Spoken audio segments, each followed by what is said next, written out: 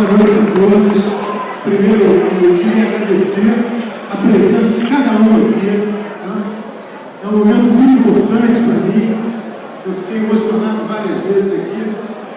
E, enfim, cada um eu queria agradecer no fundo do meu coração. Eu, Ricardo Tenório, que é o vice da chapa. Eu estou vendo aqui o Wilson Carlos. Sabe, Wilson? Você representa aqui. Estou vendo ele. E agradecer a sua presença. Agradecer o depoimento do governador. E dizer que nós aqui já combinamos tentar registrar a dupla Cabral Artesão. Nós aprendemos isso. Como isso está certo, como isso está certo. Hoje vai ser um pouquinho, não vai ser muito, não. O primeiro item aqui que eu vou falar são as motivações. Por que sou candidato? Sou candidato porque acho que esses meninos merecem ver o Fluminense de novo na vanguarda do futebol brasileiro e do mundo.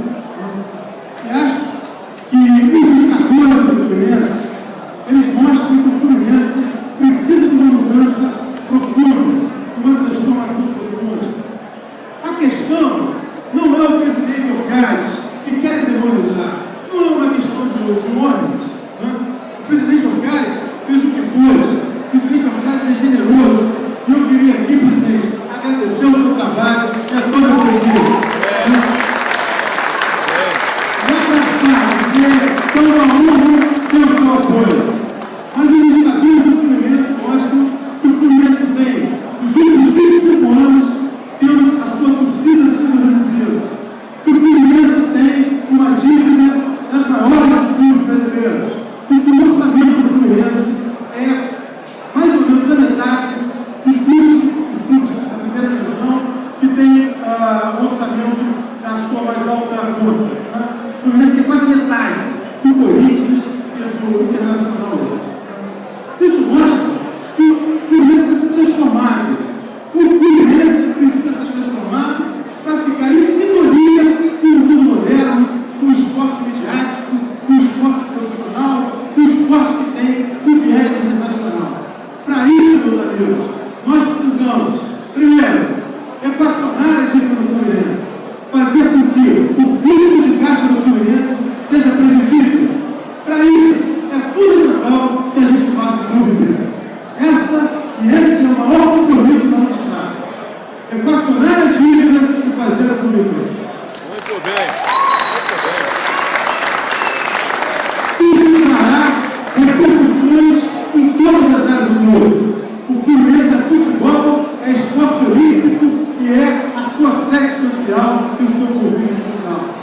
Todas essas áreas hoje estão comprometidas por causa da dívida. Então, resolver a dívida é o nosso principal compromisso e para isso precisamos fazer uma coisa. Com relação ao futebol, vou falar algumas partes algumas coisas que são óbvias. Em primeiro lugar, a profissionalização do Fluminense, ela vai gerar aquilo que todos esperamos. Primeiro, teremos um centro de treinamento. É essencial teremos um centro de treinamento para que o Fluminense tenha um padrão de infraestrutura compatível com os times de primeira grandeza do futebol brasileiro e do mundo.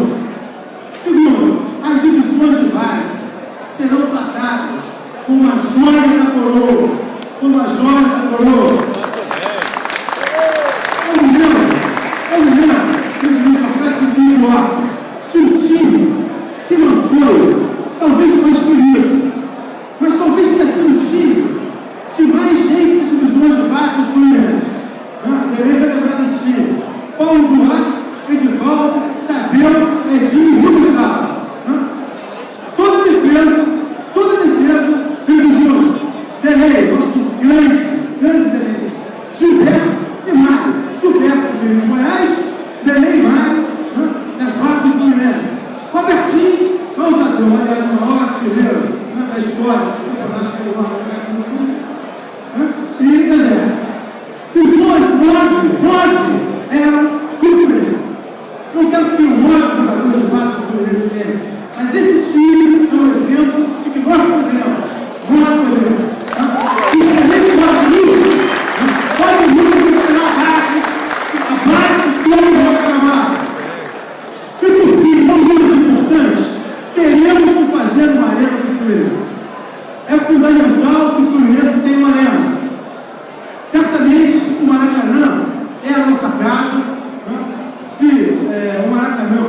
esse título, o Fluminense tem a obrigação de concorrer, mas o Fluminense precisa ter uma arena própria. E jamais, eu vou repetir isso, e jamais demolir a sua história. Jamais demolir a sua história. Esse campo vai saber agora. Nós temos um projeto para fazer nesse campo a arena do Fluminense. Não sabemos se podemos fazer. É uma questão, uma construção política complexa que eu reconheço. Se não fizermos a arena aqui, faremos em algum outro